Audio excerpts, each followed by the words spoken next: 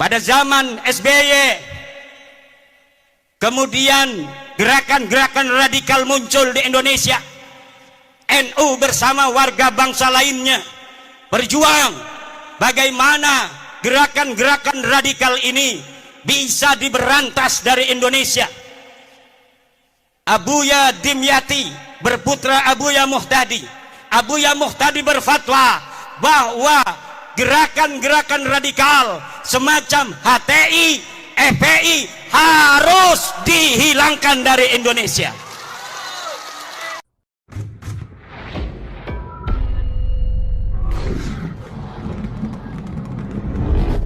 Assalamualaikum warahmatullahi wabarakatuh. GMNU TV kembali hadir menemani Anda untuk berbagi pengetahuan dan wawasan keislaman. Sebelum menonton lebih jauh, jangan lupa like, komen, dan subscribe dulu untuk mendukung channel ini. Sebelum negara Indonesia ngeh terhadap HTI dan sebagainya, Abuya Muhtadi Dimyati sudah berfatwa terlebih dahulu beberapa tahun yang silam bahwa HTI harus dibubarkan dari Indonesia.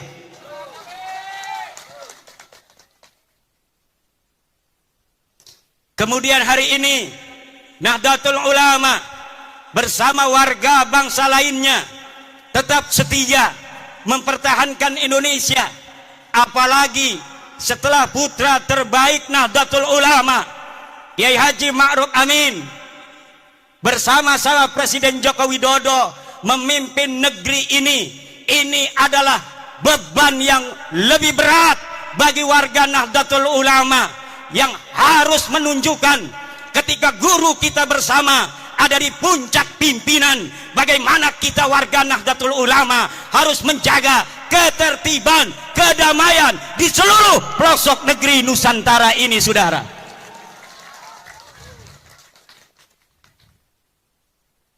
Indonesia ini negeri yang baldatun thayyibatun wa rabbun ghafur. Islam datang dibawa oleh Wali Songo. Islam datang dibawa oleh Wali Songo. Islam datang dibawa oleh Wali Songo.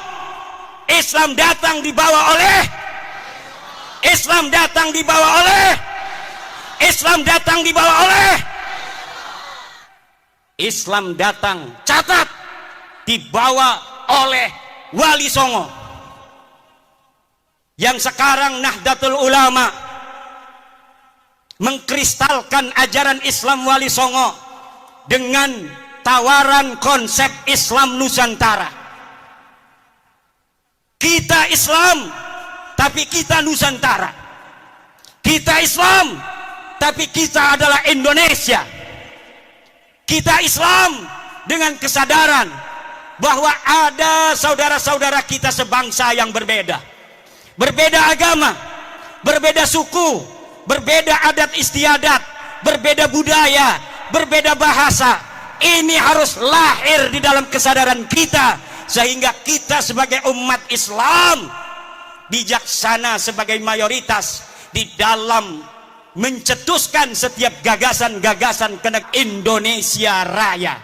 Kita bineka tunggal ika, berbeda-beda tapi satu. Kita ada berbeda dari sisi budaya, tapi walaupun kita berbeda-beda, kita tetap satu jua, yaitu Indo.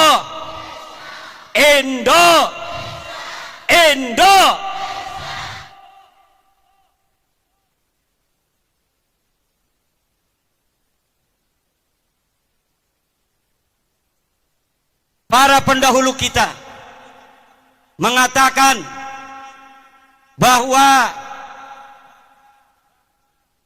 kemerdekaan Republik Indonesia ini adalah atas berkat rahmat Allah. Lihat dalam Undang-Undang Dasar. Dan sesungguhnya kemerdekaan itu ialah hak segala bangsa. Dan oleh sebab itu maka penjajahan di atas dunia ini harus dihapuskan karena tidak sesuai dengan pri keadilan dan pri kemanusiaan.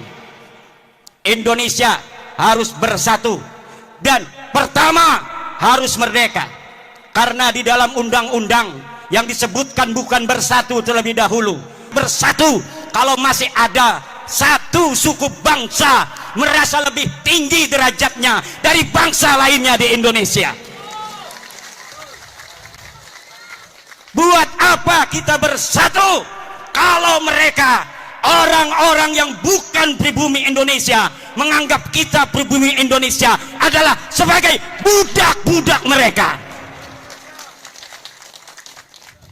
Wahai pemuda-pemuda Garut, hai pemuda-pemudi Jawa Barat, hai pemuda-pemudi Pajajaran, hai putra-putri Siliwangi, hai putra-putri Aceh, hai putra-putri Sumatera, hai putra-putri Kalimantan, hai putra-putri Sulawesi, hai putra-putri Maluku, hai putra-putri Papua, hai putra-putri Nusa Tenggara, hai putra-putri Bali, hai putra-putri Madura, hai putra-putri tanah Jawa. Kalian adalah pewaris-pewaris negeri Indonesia ini. Jangan sampai kalian di negeri kalian sendiri yang direbut dari penjajah dengan darah-darah kakek-kakek kalian sendiri, kemudian negeri ini, kehormatan kalian, kalian gadaikan, kalian jadikan hal yang menghinakan daripada perjuangan kakek-kakek kalian sendiri dengan menjadi budak dari bangsa-bangsa selain kalian.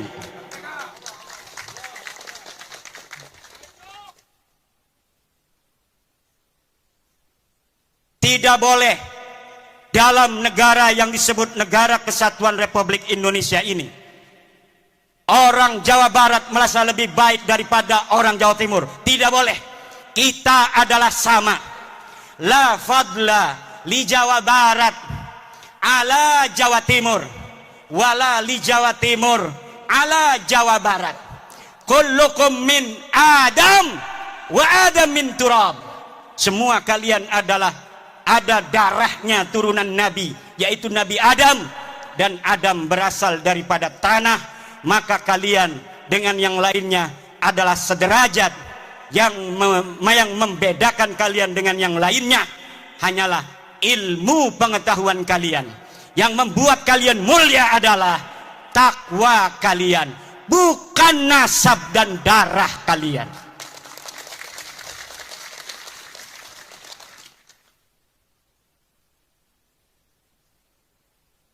Kullukum ummahatukum waladnakum ahrara fala takunu abidan li ghairikum. Ibu-ibu kalian melahirkan kalian dalam keadaan merdeka, maka jangan sampai kalian menjadi budak-budak dari selain kalian. Di hadapan Allah kita adalah sama. Tidak boleh di dalam Negara Kesatuan Republik Indonesia, tidak ada di dalam ajaran Islam ta'lihul inas wa ta'nisul ilah. Tidak ada menuhankan manusia dan memanusiakan Tuhan. Yang ada adalah kita wajib untuk tunduk dan patuh hanya kepada Allah Subhanahu wa ta'ala. Kita diperintahkan oleh Allah hanya taat kepada Allah dan taat kepada orang-orang yang diperintahkan oleh Allah untuk kita taati. Siapa dia? Atiullaha wa atiur rasula wa ulil amri. Taatilah Allah, taatilah Rasulullah, dan taatilah orang yang mengurus kalian. Walaupun dia bukan keturunan daripada Raden, kalau dia jadi RT, wajib dia ditaati karena dia adalah ulil amri.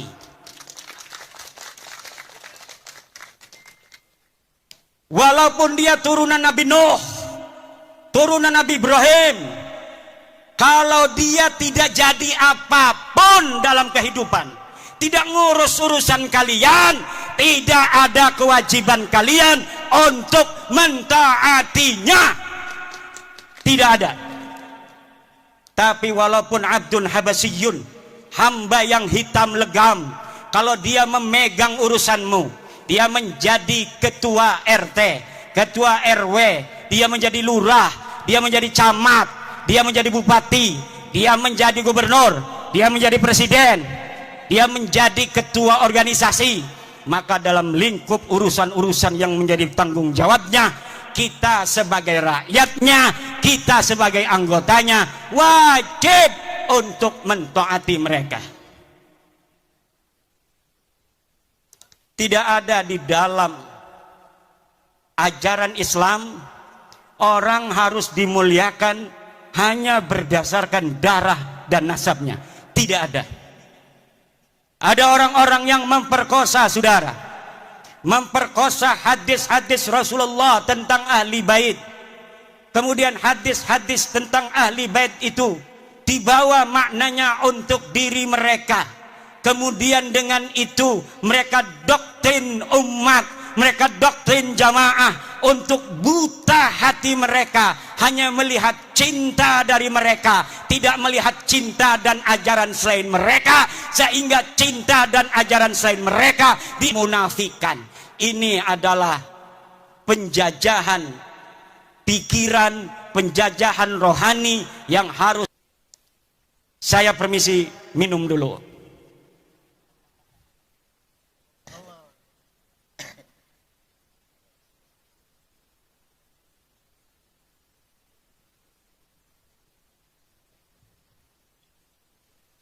Allah berfirman, walaqad karramna bani Adam, dan sungguh kami telah memuliakan anak Adam. Allah lah yang telah memuliakan kalian, wahai orang Garut, wahai orang Limbangan. Maka jangan hinakan kalian di hadapan siapapun atas nama apapun, kecuali di situ ada perintah Allah Subhanahu wa taala. Kehinaan yang diperbolehkan adalah kehinaan di hadapan orang tua kita. Wahfid janah, harus tawadhu, harus menghinakan diri di hadapan ibu kita, di hadapan ayah kita. Wa man fi ma'nahuma indal ulama wa huwal masyayikh. Kalau dia bukan ibu kalian, kalau dia bukan ayah kalian, kalau dia bukan guru kalian, walaupun katanya dia kiai, walaupun katanya dia ulama, maka tidak ada kewajiban bagi kalian untuk menghormatinya dengan menghinakan orang tua dan guru kalian yang mengajari kalian sendiri. Artinya apabila ta'arud antara menghormati orang tua dengan menghormati ulama itu, maka orang tua harus didahulukan terlebih dahulu. Sekarang ini doktrinnya beda. Kalau engkau mencintai cucunya Rasul, walaupun ibumu sakit, maka engkau harus hadir apabila ada panggilan juang.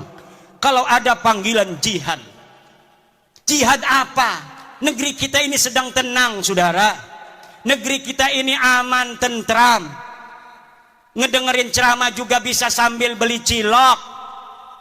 Ngedengerin ceramah juga bisa sambil ngopi, bisa sambil ngerokok. Banser begana begini juga nggak ada apa-apa sebenarnya mah. Pura-pura sibuk. Aman, tentram, betul nggak? Cuma Banser ingin menunjukkan penghormatan pada kiai-kiai saja. Sebenarnya nggak ada apa-apa. Negeri kita ini aminatan mutmainnah, aman dan tentram.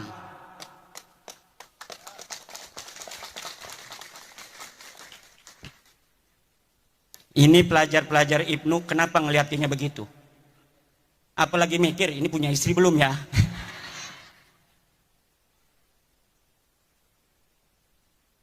Gampang, saya tinggal ngontek ya Amin.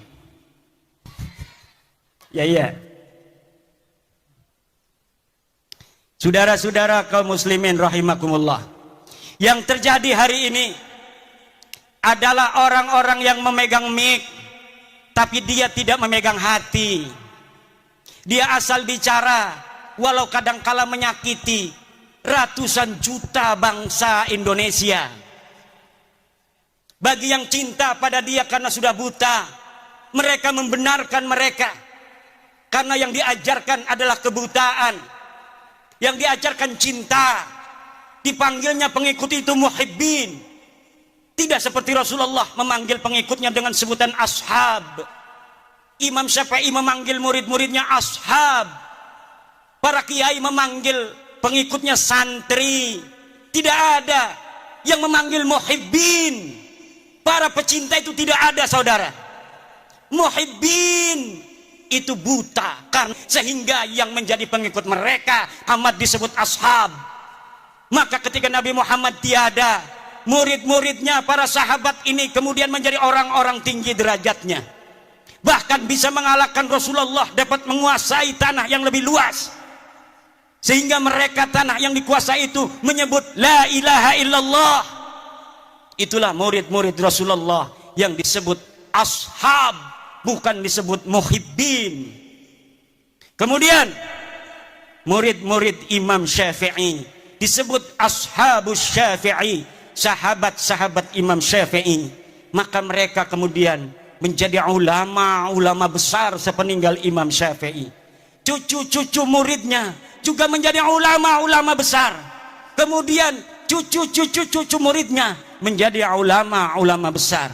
Mereka yang disebut sebagai ashab adalah mereka yang dididik untuk lebih mulia dan lebih pintar dari gurunya. Sementara mereka yang disebut muhibbin hanya dijadikan anak buah yang untuk mengorbankan diri bagi yang dicintainya.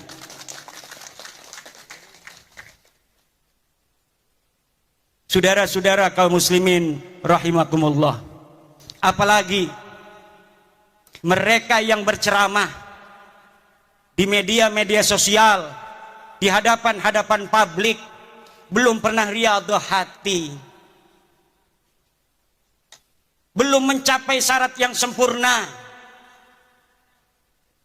Syekh Abdul Qadir Jailani mengatakan, la yambaghi li faqirin ayyatasadda wa yatasaddara li irsadin nas illa in a'tahu Allahu ilmal ulama wa siyasatal muluk wa hikmatal hukama. Tidak segarutnya. Layam bagi itu maknanya tidak segarutnya. Kalau orang Jogja tidak seyogianya. Kalau orang Banten tidak sebantennya. Kalau orang Cigawir layam bagi tidak segawirnya. Li fakirin, untuk seseorang untuk berceramah di hadapan manusia kecuali dia telah diberikan ilmunya para ulama, politiknya para pemerintah, dan hikmahnya para aulia-aulia Allah.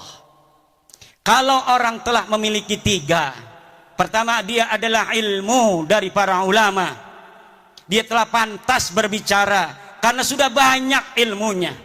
Dia sudah ta'lim puluhan tahun di pondok pesantren. Kemudian dia mengerti siyasatal hukama, politiknya para pemerintah. Kadang-kadang politik itu li siyasatin nas, sesuatu yang kelihatannya tidak baik untuk satu kelompok, tetapi hal itu manfaat dan maslahatnya baik untuk masyarakat yang lebih luas. Pemerintah kadang-kadang harus melakukan hal-hal yang demikian. Yang ketiga adalah hikmatul hukama. Dia harus mempunyai hikmahnya para aulia-aulia Allah, kasih sayang dan cinta di hati. Tidak setiap ilmu itu, saudara, bisa untuk diberikan di hadapan publik seperti ini. Yang harus diberikan ke hadapan publik seperti ini adalah apa yang menggerakkan mereka untuk mendekatkan diri kepada Allah dan menghilangkan perbudakan pikiran yang menggelantung di hati-hati masyarakat, sehingga pencerahan itu akan membuka dirinya untuk menjadi manusia yang merdeka, manusia yang betul-betul tidak menjadi budak daripada manusia lainnya. Saudara-saudara, sebenarnya saya ingin lama untuk berceramah, tetapi suara ini karena saking semangatnya di negeri sendiri, karena saya walau dari Banten, tapi ada kata orang tua, ada silsilah nasab ke Bandung, Garut, dan Sumedang Larang. Kalau di DNA, kalau berani DNA ya, berani nggak tes DNA? Berani nggak tes DNA? Berani nggak tes DNA? Kalau kita dites DNA, maka orang Banten dan orang Jawa Barat, di dalam darahnya, di dalam tubuhnya ada darah Prabu Siliwangi yang mengalir, saudara-saudara. Kalau diurut dari nonong-nonong, neng-neng yang duduk ini, dari dirinya sampai Prabu Siliwangi, lihat ada berapa leluhur yang telah mati di medan juang. Ada berapa leluhur yang telah mati syahid dalam mempertahankan tanah Pasundan dan Jawa Barat ini, dalam mempertahankan Indonesia Raya ini, saudara. Maka kita kalau ada tes DNA diperintahkan oleh Gubernur Ridwan Kamil, turunan Sunan Gunung Jati, hei orang-orang Garut, tes DNA, aing hayang nyaho, siap keturunan saha, siap ente tes DNA, siap ente tes DNA, siap ente.